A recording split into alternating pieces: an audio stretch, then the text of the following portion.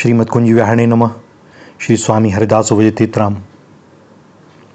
भैया, भगवत भक्त इस संसार में आदर्श होते हैं, क्योंकि भगवत भक्ति के प्रताप से उनके भीतर दैवी गुण स्वतः ही प्रकट हो जाते हैं, जो उनके स्वाभाविक लक्षण होते हैं, और उसी के आधार पर हम जान सकते हैं भक्त के स्वरूप को, भक्त की अवस्था को। उनमें से आज 2-4 लक्षणों की चर्चा भगवान की ही कृपा से, उनके भक्तों की कृपा से, इस अधम की वाणी के द्वारा। भक्त अज्ञानी नहीं होता। सत्य बात तो यह है कि अज्ञानी कोई होता नहीं, क्योंकि सभी में वह परमात्मा आत्मा के रूप में विराज रहा है।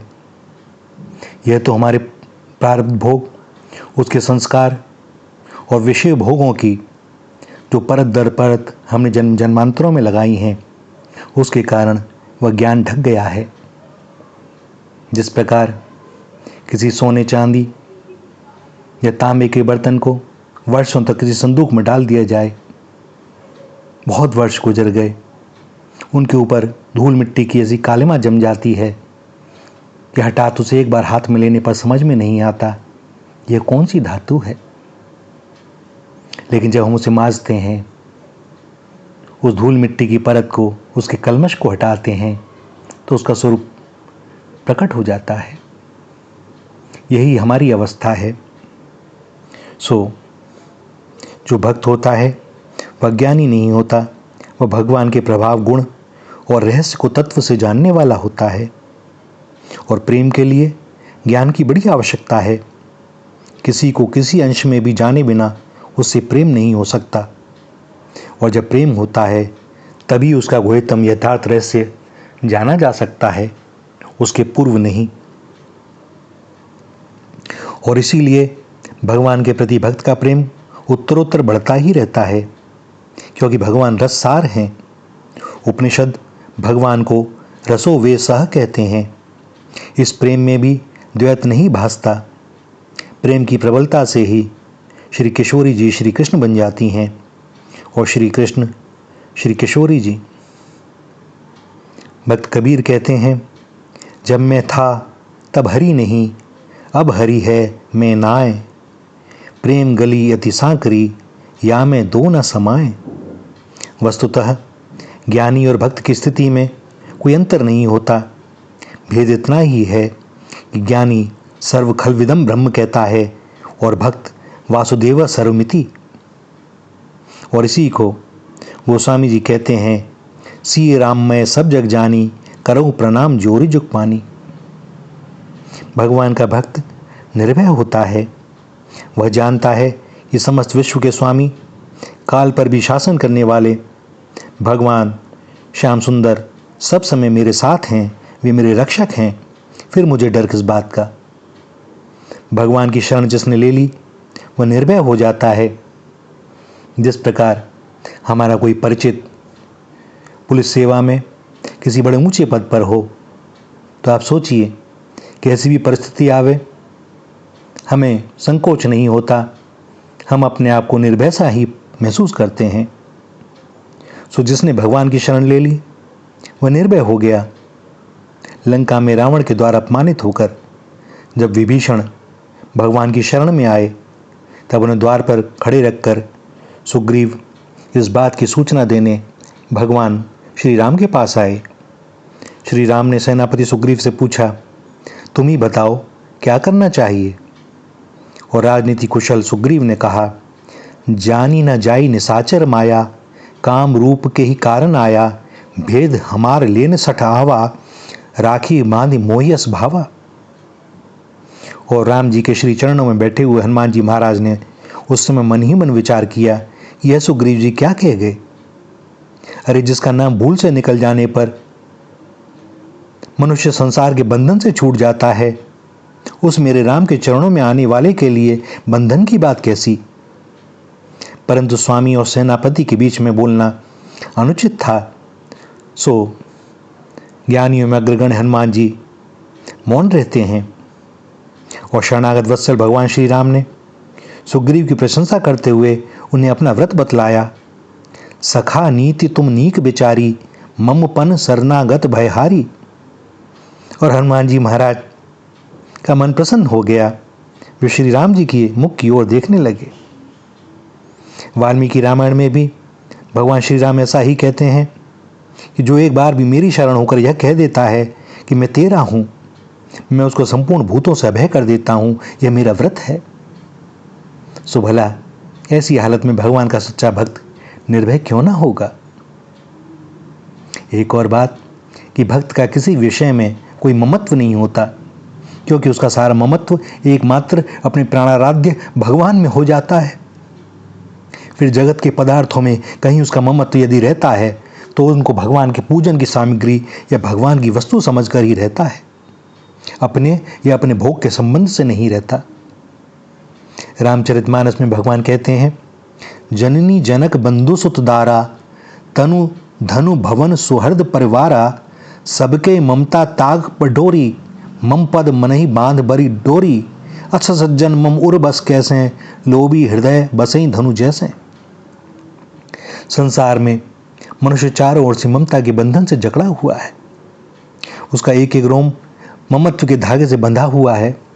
और भगवान कहते हैं, मनुष्य माता पिता भाई पुत्र स्त्री शरीर धन मकान सुहृद परिवार आदि सब में ममता के सूत्रों को अलग करके उनकी ही एक मजबूत डोरी बट ले और उस डोरी के द्वारा अपने मन को मेरे चरणों में बांध दे, तो वह सज्जन मेरे मन मंदिर में उसी प्रकार निवास करता है जिस प्रकार लोभी के मन में धन। इस ममता के बंधन को कच्चा धागा कहा गया है। इसके टूटने में देर नहीं लगती। जहाँ कहीं स्वार्थ में बाधा आई कि ममता का धागा टूटा। विषय जनित सारा प्रेम अपने लिए होता है, न कि प्रेमास्पद के लिए, और इसीलिए बड़ी शीघ्रता से टूटता है।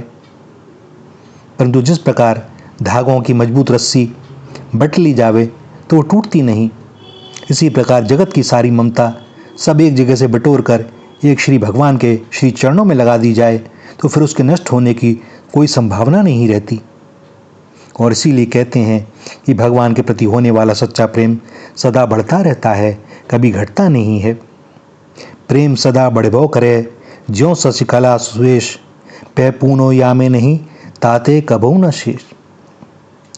संसार में दुखों का एक प्रधान कारण हमारी ममता ही है। प्रतिदिन ही ना मालूम कितने लोग इस संसार से विदा होते हैं, कितने ही लोगों का नित्य धन का नाश होता है, पर हम किसी के लिए नहीं रोते, हमें कभी दुख नहीं होता। लेकिन यदि हमारे घर का कोई व्यक्ति, परिवार का कोई सदस्य चला जाए या उसका धन नष्ट हो जाए या हमारा धन नष्ट हो जाए तो बड़ा भारी दुख होता है। इस दुख का कारण ममता ही है, क्योंकि गए तो दूसरे भी, हमें उनके बारे में दुख क्यों नहीं हुआ? क्योंकि हमें उनसे ममता नहीं है, उनसे कोई राग नहीं है, उनसे कोई स्वार्थ नहीं है, उनसे कोई संबंध नहीं है। अब सोचें, मान लीजिए हमारा कोई मकान हो और कोई व्यक्ति वहाँ से कोई निकाल ले, चोरी कर ले, भले ही 4 ईंटें ही क्यों ना ले ले, तब भी हमें बहुत बुरा लगता है। और कभी हमने उस मकान को बेच दिया, उसका मूल्य हमें प्राप्त हो गया,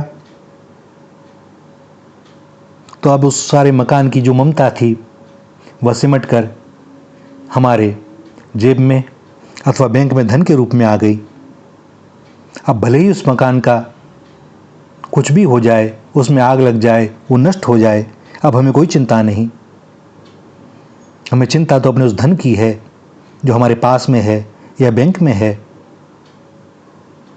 और एक बार वह धन बैंक में आ गया तो हम उनसे चेक की भी चिंता नहीं, चाहे कोई से फाड़ ही क्यों ना दे।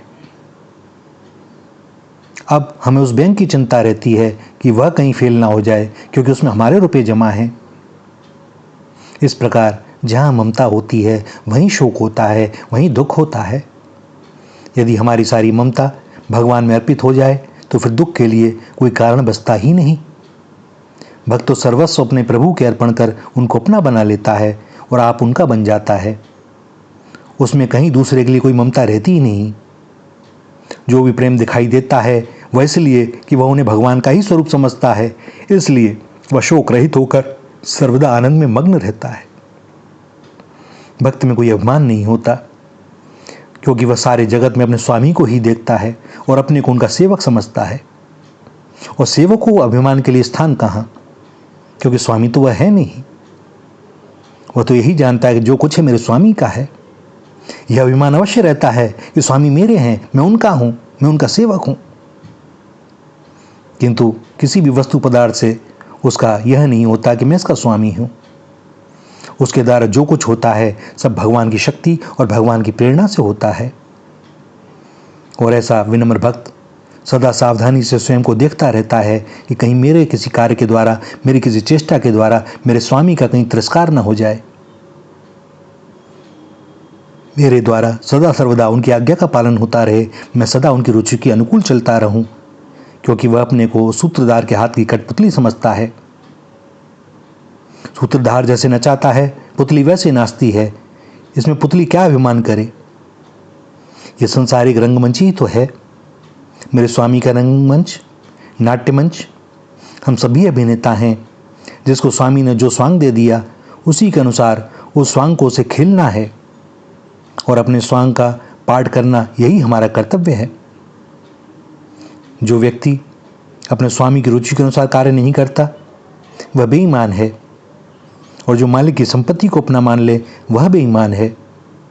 अभिनेता तो अभिनय करता है, स्टेज पर किसी के साथ पुत्र का सा, किसी के साथ पिता का सा, किसी के साथ मित्र जैसा बर्ताव करता है, परंतु वस्तुतः वह किसी भी वस्तु को, यहाँ तक कि अपनी पोशाक को भी अपना नहीं मानता, क्योंकि वह भी स्वामी की ही दी गई है। इसी प्रकार भगवान का भक्त उनकी इस नाट्यशाला में उनके संकेत के अनुसार उनके दिए हुए स्वांग को लेकर आलस रहित होकर उन्हीं की शक्ति से कर्मों को किया करता है। सो वह इसमें किस बात का अभिमान करे? वह मालिक का विधान किया हुआ, उन्हीं का बताया हुआ अभिनय करता है, अपनी ओर से कुछ करता ही नहीं और अपना पाठ करने में कभी चूकता भी नहीं, क्योंकि इससे मालिक का खेल बिगड़ जाता है। और अपना कुछ मानता नहीं, क्योंकि वह जानता है कि यह रंगमंच भी उन्हीं का है, यह दृश्य भी उन्हीं के हैं, दर्शक भी उन्हीं के हैं, और मेरे को जो पहनाया गया है यह पोशाक भी उन्हीं की है। इसमें मेरा कुछ भी नहीं है। वह मालिक को ही अपना नियंत्रण करने वाला और सर्वत्र व्याप्त देखता है। सो अनन्य जाके असी मति न टरई हनुमंत, मैं सेवक सचराचर रूप स्वामी भगवंत। भैया, भक्त किसी से द्वेष भी नहीं करता, किसी पर क्रोध भी नहीं करता। किससे करे, किस पर करे? सारा जगत तो उन्हीं का स्वरूप है। आशुतोष भगवान शंकर स्वयं कहते हैं, उमा जे राम चरण रन रत, विगत काम मद क्रोध, निज प्रभु मैं देखई जगत, के हिसन करई विरोध। भक्त विनय, नम्रता और प्रेम की मूर्ति होता है। और भैया, अंत में वही बात कि वे साधन साध्य नहीं है। साधन आवश्यक हैं, क्योंकि यह हमारे कल्मश को धोने के लिए आवश्यक हैं, किंतु वे केवल कृपा साध्य हैं। कृपा साध्य का मतलब यह नहीं कि हम कुछ करें और वे कृपा नहीं करेंगे। भैया, कृपा तो उनकी अनवरत सभी पर है, पात्र पर भी अपात्र पर भी। किंतु उस कृपा का अनुभव तब होता है जब हम अपनी कल्मश को धीरे धीरे धो देते हैं। दर्पण साफ हो तो तभी तो हम अपने प्रतिबिंब को देख पाएंगे। उस पर धूल मिट्टी जमी हो, हम के अपने चेहरे को कितना भी धोते रहें, कितना ही स्नान कर लें, नहीं दिखाई देगा। तो कृपा का अनुभव तभी होगा जब कल्मश धुल जाएगा। और वे कितने कृपालु हैं यह तभी समझ में आएगा कि वे हम पर कितनी कृपा करते हैं, वे कितनी दया करते हैं। वे सब समय हमारा कल्याण ही चाहते हैं, वे सब समय हमारा मंगल ही चाहते हैं। यह तो हम ही हैं जो उनका स्मरण नहीं करते, उनका चिंतन नहीं करते, हमारी दृष्टि कहीं और ही लगी हुई है।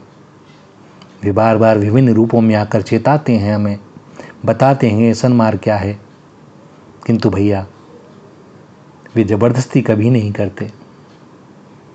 वे नहीं चाहते कि कोई चाटुकारिता करे। अपना कोई आवे तो प्रेम से आवे, चाहे जब आवे। वे तो सब समय उसे हृदय से लगाने को आतुर ही रहते हैं। श्री राधा, श्री राधा, श्री राधा।